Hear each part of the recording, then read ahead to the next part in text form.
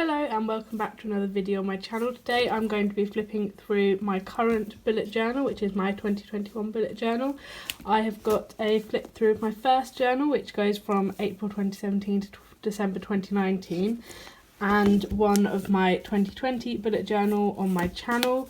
So I will link those in the cards if you want to watch them, but which you probably might want to watch before watching this one if you want to see how my bullet journaling has evolved throughout the years. So this is my 2021 bullet journal, and after this I have bought some Hobonichi stuff, so I am going to be moving into these soon. So the next video I should have in kind of my planner setup style is going to be about these, what I'm planning to do with these and why I'm moving into them. So I'm just going to go through this one today. So yeah, let's get started. So on the first page, I literally just covered it in tons of stickers. I just picked out ones that I liked. I ordered loads of little boxes of stickers off AliExpress, and these are all from here, and I just really like how it looks. It's very fun, just things that make me smile, and other ones that I just didn't care that much about but kind of build spaces.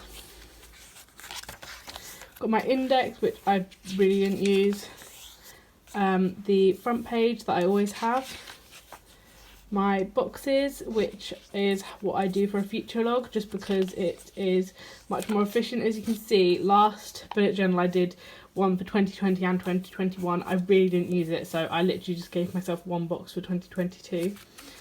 I've got my themes of 2021, which will actually finish there, so that's kind of as far as that's going to come, but I think that will be quite interesting. I'll probably come in and maybe I'll even fill it in with whatever themes I do in my Hobonichi, but yeah.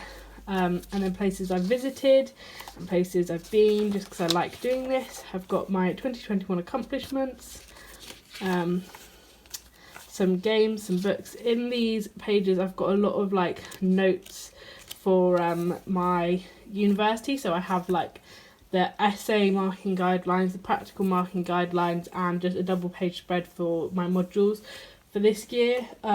They're finished now, but they've just all my notes of any feedbacks or hints the teachers gave, the lecturers gave, so that I could collect it in one spot and I didn't have to think, oh, I wrote that, I know he said something in X lecture, I just got it all compiled. Then this is the beginning of January, very similar to my 2020 January.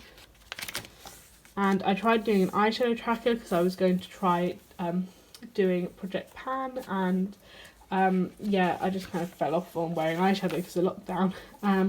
Again, setting up an ideal week, habit tracking, trying to get steps because it's lockdown.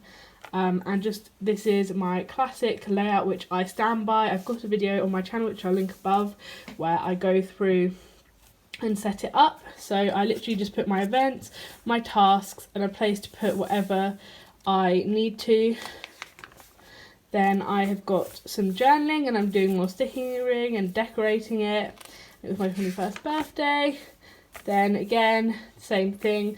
I came back and stamped this in afterwards just because I wanted to try using my new stamps. More journaling, just kind of using this extra box to kind of decorate with what the main theme of the week was. Again, not many events, so I could quite easily shrink this down into one thing. Here you can just see my to-do list ran over, so I just put it at the bottom of the events one. Not that I even had any events, just so that it kind of, if I did have events, there'd still be a separation. For each module, my to-do lists, general to-do lists, and this was me tracking all my AliExpress orders, and also doing a key, picking out what modules do what colour. More journaling and decorating it, and coming back in when I got new stamps to decorate and washies. Again, trying out new stamps I've got, literally sticking to the same system that I've used and just kind of playing about with whatever I got in the post. Now on my past bullet journal things, you've seen that I did a kind of print off pictures monthly collage, which I probably will come and fill these in just because I really enjoy doing it, and it's just kind of an easy way to look at my highlights. I now am obviously doing scrapbooking and Project Life, so it's not kind of as essential, but I feel like it will make the book really complete, so I will be coming back and doing that. Now February I did a Pancake Day theme. because I love Pancake Day. It's like the best thing about February for me. Forget Valentine's Day, I'm a Pancake Day girl, and it snowed so much in February for England, which was really enjoyable. Another eyeshadow tracker and habit tracker, and then just straight back in, really decorating everything a bit more. And again, just really, I'm using every inch of journaling most days and feeling like I don't have enough room. Just kind of, I feel like when there's less going on, I journal more because I've got more time to do it, which is quite interesting.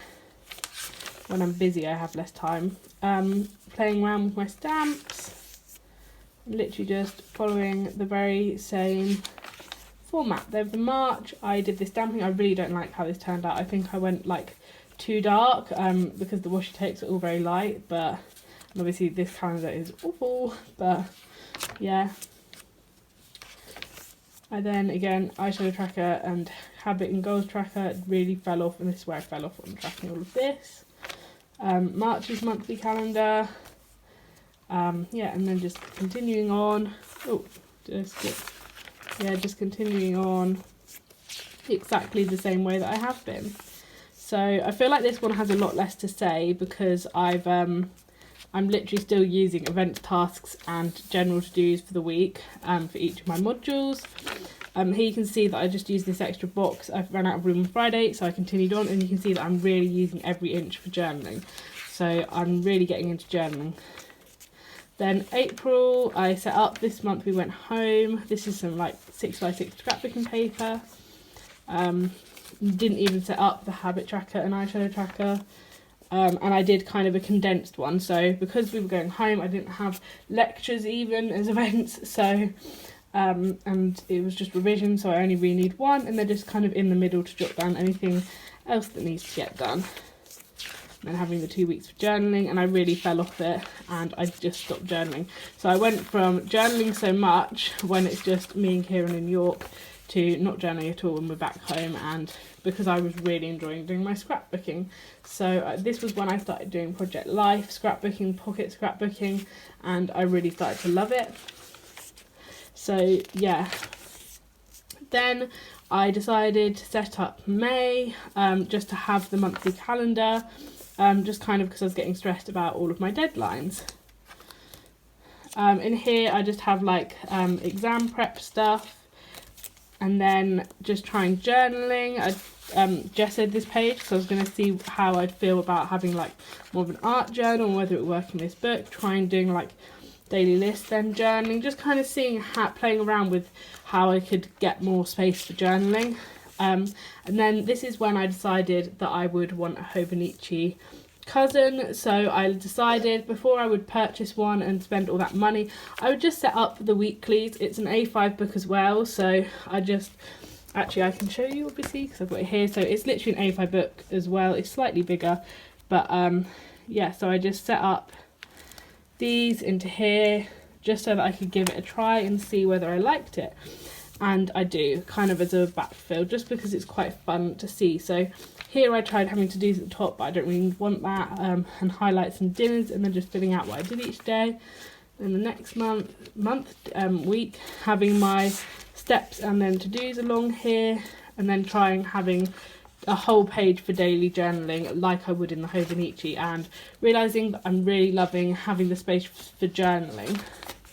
So yeah, now this is just me, and this is kind of the format I've finished, settled on, writing the date nice and big at the top, and then kind of with any extra space like decorating, and also just like hand lettering in the main thing from the day. So yeah, I've just got covered up my exam questions because I've written them in because I think it'd be really fun to look back at, and just yeah, having fun doing all my journaling and just decorating. I really like how these look with the extra washi. Trying to like vary where I put things, so like putting this more in the middle so that it doesn't bulk up in one spot. I'm not sure I like this as much as I thought I would. And then here I have got a pen, is it Pentel touch pen, and I'm just trying doing the smaller hand lettering.